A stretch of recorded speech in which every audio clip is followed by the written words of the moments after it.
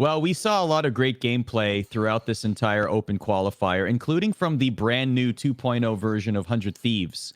Hiko doing Hiko things that we all knew. We knew his clutch ability. We saw it in droves in this tournament. But let's just talk about this new roster with the new additions. What do we think of 100 Thieves' performance? They got stopped by TSM eventually, but they did qualify to the next round in the Nerd Street Gamers portion of things. So, Tyler, starting with you on this one, grading 100 Thieves so far? B plus. I love my B pluses in Valorant, but I feel like this is a very B plus, kind of take here.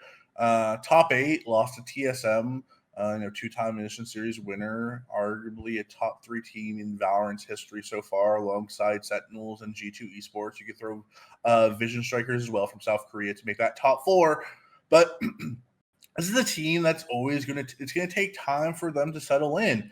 And in this, single elimination tournament, you're playing TSM, a team that's kind of falling back into their old form with, Drone, off of his, his wackiness on Sova. Now he's playing back on more, his traditional agent Phoenix. Sub Rosa has kind of stopped with the entry fragger / shot caller role, and he's kind of dove back and being like, I'm not gonna try to do it all. I'm going to play a more reserved all-around role, let, Drone be the entry fragger or other players on the team.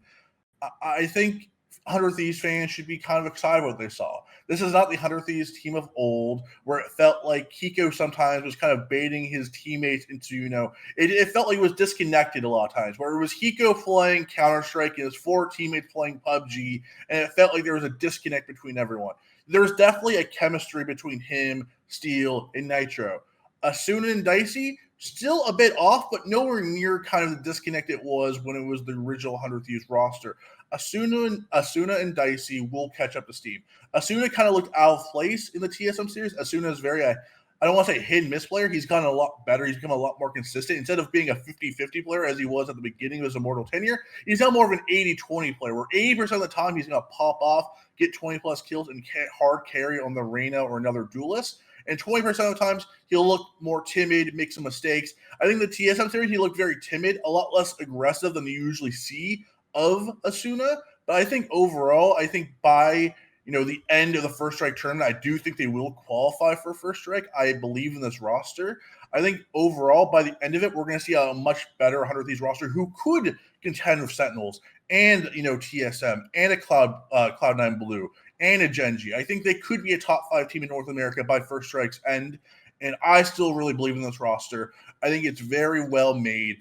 Dicey and Asuna will catch up with the rest of the team. This is not an original 100 Thieves issue. This team looks a lot better, and a lot of their cohesion mishaps and a lot of the disconnects that I saw with the first roster aren't here in this new Neo 100 Thieves roster. I think TSM was just playing better on the day. I think when Asuna has a better day, when he's a bit more aggressive, when his shots are hitting, this series is a lot closer. I think when I look at the TSM 100T series after that, kind of nail-biting Moon Raccoons series with the, the Hiko diffuse that ended up everywhere. In the TSM series, I think you saw the limitations, first of all, of Steel's focus on playing Killjoy and them not running a Cypher. I thought that was an interesting choice that had previously worked out well for them, but against TSM, Subrosa's Omen was basically, if you notice, how he used his smokes against her I keep wanting to say boombot, it's alarmbot, and her turrets, was really, really smart and basically handicapped a lot of what Steel wanted to do when they were trying to set up their flanks. So I thought, that was just a really good read from TSM, right? You need to give them credit for that. And then B, the fact that 100T focused on running this composition with Steel and the Killjoy with no Cypher was interesting. I do think it kind of affected, obviously, he has said on stream, I believe, that he prefers Killjoy and they believe in running this. So they obviously had practiced it, and I think they didn't look bad with it. But I do think Cypher is so ubiquitous because of what he brings in terms of vision And that could have helped them out a lot. And I think because they didn't have that extra piece, TSM and Sabrosa were really able to shut that down. But that aside, again, like I kind of led off with this a bit, but I was super surprised at how many people are like, "Oh, 100T suck again." I'm like, dude, were we like, maybe I just don't have eyes? Like, were we watching the same game? Like, maybe I am just the idiot here, because I thought they looked pretty good. Like, they do have a few coordination issues, but I actually really liked a lot of what I saw from this team, and I'm excited to see them again.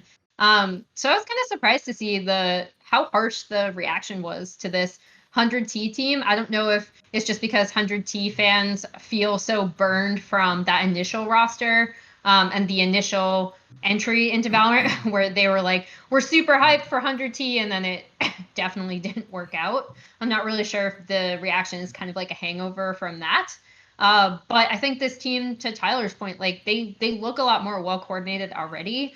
And I want and look forward to seeing them improve. Let's make no mistake, though. This team has to perform. This team has to be top five in North America. The amount of they're money, under so much pressure. The amount of money that Nadeshot pumped into this team. Players on this roster make more than some of these other rosters combined in terms of salary. Let's make this very clear. This team has time to them. They have a leash to them, but they must be top 4 by the time LANs start. By the time LANs kick up, by the time we're having DreamHacks and ESLs and Riot-hosted tournaments, we have the first World Championship on the horizon, this team has to qualify from North America. If this team does not make the first World Championship of Valorant, whatever you want to call it, Valorant Worlds, the Valorant Grand Prix, whatever Waylon and his team decides to make it, Hunter Thieves must make it there. They must make it to the first World Championship. If they don't, it's a gigantic failure. But until that point, until we do get to LANs, they have a leash. They have a long leash, and I believe in this roster. I believe in this 5-man roster. I do think by the time we get to LANs, by the time we think of the World Championships, that we will think of 100 Thieves as a top 5 team in the world. But right now, they're still learning. They're still growing. They're still going to lose to the Sentinels and the TSMs of the world. I'm just saying that they have to perform because this roster was not cheap. This roster was not something that came by just kind of haphazardly. This team was carefully put together with buyouts by Dicey and Asuna from Immortals and some big contracts with Nitro, Steel, and Hiko.